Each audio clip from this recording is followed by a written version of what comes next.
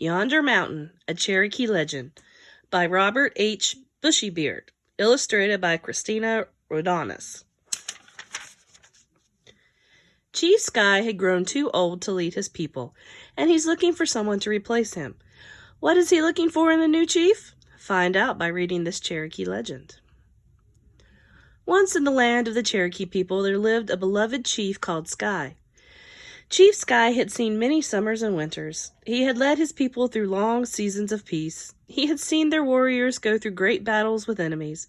But now his step was slow, and his hand trembled on the bow. He could no longer spot brother deer among the trees. He was no longer able to lead his people. One day, in the season of falling leaves, the chief called 3 young men to him and said, "One of you will take my place and become chief and lead our people, but first I must put you to the test." Chief Sky turned slowly, looking into the distance. "Do you see yonder mountain?" The 3 young men followed the gaze of their chief and saw a great mountain rising out of the mist in the distance. "Yes," they answered, "we see the mountain."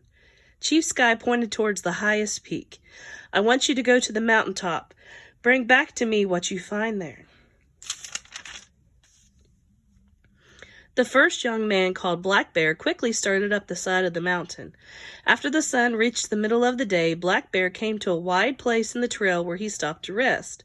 He leaned his head upon a rock and his eyes grew heavy. Just as his eyes were closing, he caught sight of 1,000 lights twinkling in the sun. Black Bear sat up straight and saw stones of great beauty lining each side of the trail. They sparkled and glowed in the sunlight. Black Bear examined a stone, carefully turning it over and over in his hand and watching the sun dance on each surface. "If my people had these stones, they would never be hungry again," he said. "We could trade them for food and our lives would be better."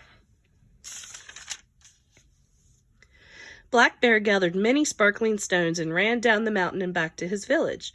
The people saw him coming and lined the path as he entered the village. The children pointed to the sparkling stones and said, "See the pretty stones Black Bear has found?" Black Bear handed the stones to Chief Sky and said, "My chief, look what I have found. Beautiful stones.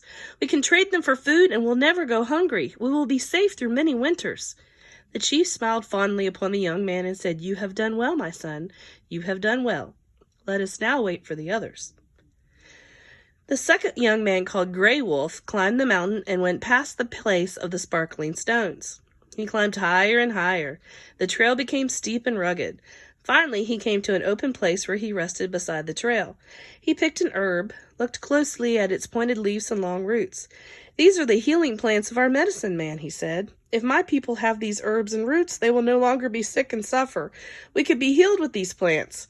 Gray Wolf gathered one of each of the plants and hurried down the mountain. The people saw him coming and lined the pathway. The children waved and the elders said, "See all the herbs Gray Wolf has found? We will never be sick again." Gray Wolf ran to his chief and spread the plants before him. "Look, my chief, what I have found. We no longer need to suffer. I have found all kinds of herbs and we can be healed." The old chief smiled fondly on Gray Wolf and said, "You have done well, my son. You have done well. Now let us wait for Soaring Eagle, our last young man." They waited. Days went by and Soaring Eagle did not return. Still, the village waited. After 6 days, the people began to murmur. Something must have happened to Soaring Eagle. Why wait any longer?